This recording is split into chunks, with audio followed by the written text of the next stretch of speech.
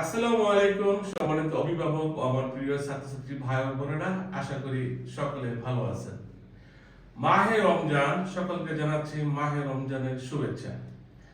তো যে বিষয়টা নিয়ে আজকে কথা বলবো সেটা হচ্ছে, আসলে কি আমেরিকা স্টুডেন্ট ভিসা দেয়? এই প্রশ্নটা মিলিয়ন ডলারের। সারা বাংলাদেশে হাজার হাজার স্টুডেন্ট যারা বিদেশে উচ্চশিক্ষা নিয়ে চিন্তা ভাবনা করছেন, তারা জানতে চান যে বর্তমান পরিবেশ পরিস্থিতির কারণে আমেরিকাতে আবেদন করলে ভিসা পাবো কিনা, আসলে কি আমেরিকা ভিসা দেয় কিনা, এই বিষয়ে মূলত জানতে চান। তো কথা বলছি আমি DM Rafiqul Islam, ideal overseas education থেকে।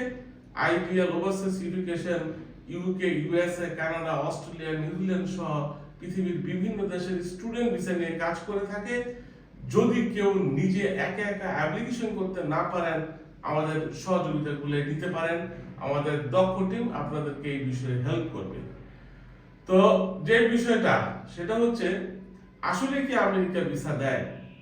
তো এইটার একটা প্রমাণ সহকারে ব্যাখ্যা দেওয়ার চেষ্টা করব। আমেরিকার স্টুডেন্ট ভিসা বাংলাদেশিদের জন্য কখনোই কোনোদিন বন্ধ ছিল না, ইভেন এখনো নাই, আনলেস এম্বাসি বন্ধ না হওয়া পর্যন্ত। কেন এই কথাটা বললাম? আমরা দেখেছি বিশ্ব মহামারীর সময়, করোনার সময় আমেরিকার এম্বাসি বন্ধ ছিল, তখন স্টুডেন্ট ভিসাও বন্ধ ছিল। আমরা দেখেছি 2024 সালে বৈষম্য বিরোধী ছাত্র আন্দোলনের সময় সারা বাংলাদেশ বন্ধ ছিল, বিধায় আমেরিকান এম্বাসি বন্ধ ছিল, ওই সময়ও স্টুডেন্ট ভিসাটা বন্ধ ছিল। তারপরে করে কিন্তু আবার সবকিছু চালু আছে। আজকে আমি কথা বলছি, আজকের দিন পর্যন্ত আমেরিকার স্টুডেন্ট ভিসার বেলায় কোনো ধরনের পরিবর্তন আনেনি এবং আমেরিকার স্টুডেন্ট ভিসা হচ্ছে।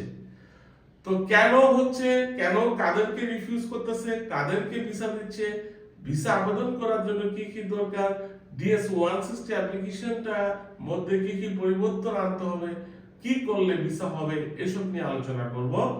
তো প্রথমেই বলে নেই, আপনারা যারা নিজে নিজে আবেদন করতে চান, তারা একদিন হলেও আমেরিকান এম্বাসির গেটের সামনে যাবেন, ওখানে গিয়ে দেখে আসবেন আসলে কি সবাইকে ভিসা রিফিউজ করছে, আসলে কি সবাইকে ভিসা দিচ্ছে।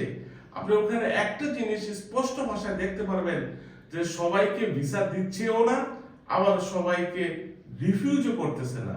প্রতিদিনই কেউ না কেউ ভিসা পাচ্ছে, প্রতিদিনই কারো না কারো ভিসা অ্যাপ্লিকেশন রিজেক্ট হচ্ছে। প্রশ্ন হলো যে কারা ভিসা পাচ্ছে এবং কি করলে ভিসা পাওয়া যাবে, কেনই বা রিফিউজ করছে।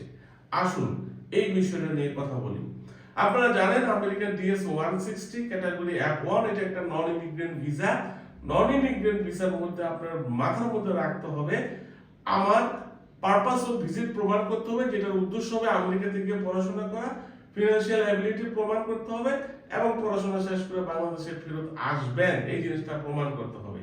তো এই জিনিসটা প্রমাণ করার পর ভিসা হচ্ছে না। তো ভিসা না হওয়ার অন্যতম মূল কারণ হচ্ছে আমরা রাইট সময়ে রাইট ট্র্যাকে অ্যাপ্লিকেশনটা করতে পারি না। আমরা যদি আমাদের সাবজেক্ট রিলেভেন্ট প্রোগ্রামে আবেদন করি, গতানুগতিক সাবজেক্টে যদি আবেদন না করে প্রফেশনাল কিছু প্রোগ্রাম আছে আমেরিকাতে, এখানে অ্যাপ্লাই করি, আমি যদি বিজনেস এমবিএ তে অ্যাপ্লাই না করে বিজনেস অ্যানালিটিক্সে অ্যাপ্লাই করি, কম্পিউটার সায়েন্সে অ্যাপ্লিকেশন না করে সাইবার সিকিউরিটি, আর্টিফিশিয়াল ইন্টেলিজেন্স নিয়ে পড়াশোনা করি, ডাটা অ্যানালিটিক্স নিয়ে পড়াশোনা করি, সেক্ষেত্রে কিন্তু আমার ভিসা পসিবিলিটি বাড়বে। কেননা কম্পিউটার সায়েন্সের স্টুডেন্টের আমেরিকাতে অভাব নাই, বিজনেসের স্টুডেন্টের আমেরিকাতে অভাব নাই। প্রফেশনাল শর্ট কোর্সগুলো চয়েস করতে হবে, স্পেশালি যারা সায়েন্সের স্টুডেন্ট, যাদের নার্সিং ব্যাকগ্রাউন্ড আছে, তারা নার্সিং এ নিয়ে পড়াশোনা করতে পারেন, মেডিকেল অ্যানথ্রোপোলজি নিয়ে পড়াশোনা করতে পারেন, amps masters of public health নিয়ে পড়াশোনা করতে পারেন এবং এটার রিলেটেড যে ধরনের প্রোগ্রামগুলো আছে এগুলাই চয়েস করবেন। সেক্ষেত্রে আপনার ভিসা রেজিস্ট্রেশনটা কমবে, ভিসা পাওয়ার সম্ভাবনাটা অবশ্যই বাড়বে। শেফ প্রোগ্রাম, অনেকে আমাদের বাঙালিরা নাক সিটকায়, আমি শেফের প্রোগ্রাম বা বাবুর্চির কাজ করতে যাব নাকি। টু বি অনেস্ট, শেফ একটা কুলিনারি আর্টস, এই সাবজেক্টটা ইন্টারন্যাশনালি ভাবে গৃহীত। ইভেন বাংলাদেশেও আপনি যদি সোনারগাঁ হোটেলে যান, ঢাকা ওয়েস্টিনে যান, দেখবেন বেশিরভাগ শেফই দেশের বাহিরে। তো এই শিল্পে অনেক লোক বলে শর্টেজ। আপনি যদি কুলিনারি আর্টস বা সেই প্রোগ্রামে আপনি যদি সাবজেক্ট চয়েস করেন এবং এই সাবজেক্টে আমেরিকাতে খুব ভ্যালু আছে, সেক্ষেত্রে কিন্তু আপনার ভিসা হওয়ার সম্ভাবনাটা বাড়বে। মোট কথা, প্র্যাকটিক্যাল বেস এডুকেশন চয়েস করতে হবে, সাবজেক্টের সাথে মিল রেখে একটা প্রোগ্রাম চয়েস করবেন যাতে ভিসা অফিসারকে বুঝাইতে সক্ষম হন আপনার ইন্টেনশনটা ক্লিয়ার, যেটা আমেরিকাতে গিয়ে পড়াশোনা করা, এবং যেই সাবজেক্টে আপনি আমেরিকাতে পড়াশোনা করতে চাচ্ছেন এই সাবজেক্টে আমেরিকাতে লোকবল কম, আপনার এডুকেশনটা শেষ করার পরে আপনি আমেরিকার অর্থনীতির জন্য বেনিফিটেড কিছু কন্ট্রিবিউশন রাখতে পারবেন। এই যে বিষয়গুলাই, এই সিম্পল বিষয়গুলাই 8-10টা স্টুডেন্টদের থেকে আপনাকে আলাদা করে ফেলবে। আরেকটা বিষয় আমি বলি যে ফিনান্সিয়াল এভিডেন্স, এখানে আমরা নিজেরা অনেক চুরি করি। আপনারা ফেক কোনো ব্যাংক স্টেটমেন্ট, ফেক কোনো ডকুমেন্টেশন দিবেন না। মনে রাখবেন ভিসা অফিসাররা কিন্তু আপনার সম্বন্ধে জানেন। আপনি এম্বাসিতে যাওয়ার আগেই কিন্তু সে আপনার সম্বন্ধে অ্যানালাইসিস করে ফেলতে পারে। Fake documentation, fake bank statement এগুলো দিবেন না, আপনার ভিসা তো হবেই না। ইভেন এটাও হতে পারে চিরদিনের জন্য আমেরিকার দরজা আপনার জন্য বন্ধ হয়ে যেতে পারে। তাই ব্যাংক স্টেটমেন্ট যারটাই দেন না কেন, স্পন্সর হিসাবে ফ্যামিলির ফার্স্ট ব্লাড হইলে ভালো। সেক্ষেত্রে আমি বাবা মার কথা বলি, এবং আপনার বাবা মা যে আপনাকে আমেরিকার মাটিতে পড়াশোনা করাইতে পারার মতো সক্ষমতা রাখে, এই বিষয়টা স্পষ্ট জোরালো ভূমিকা রাখতে হবে, যাতে ভিসা অফিসার কনভিন্স হয় আপনার কথা শুনে যে আপনার ফ্যামিলি ফিনান্সিয়ালি সলভেন্ট। তৃতীয়ত একটা কথা বলি, ট্রাভেল হিস্টরি। এটা গুরুত্বপূর্ণ খুবই এই মুহূর্তে ভিসা পাওয়ার ক্ষেত্রে।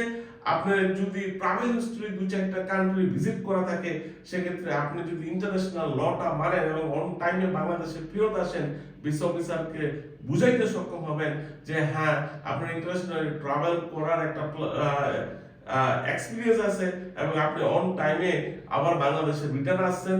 আমেরিকাতে পড়াশোনা করতে যাওয়ার পরে পড়াশোনা শেষ করে অন টাইমে বাংলাদেশে আপনি ফেরত আসবেন।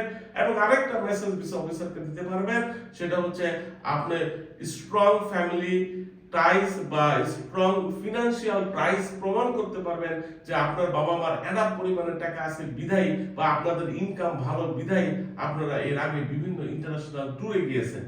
বিষয়গুলো সিম্পল, খুবই গুরুত্বপূর্ণ। এক্সট্রা কারিকুলাম অ্যাক্টিভিটিস নিয়ে অনেক সময় অনেক কথা বলেছি, আবারও বলি, আপনার প্রোফাইলটা ডিফারেন্ট করে দেওয়ার একটা অন্যতম অস্ত্র হচ্ছে এক্সট্রা কারিকুলাম অ্যাক্টিভিটিস। যারা আপনাদের পাবলিকেশন আছে, যাদের রিসার্চ পেপার আছে, তারা কিন্তু এগুলো ডিএস 160 এর মধ্যে মেনশন করে দিতে পারেন।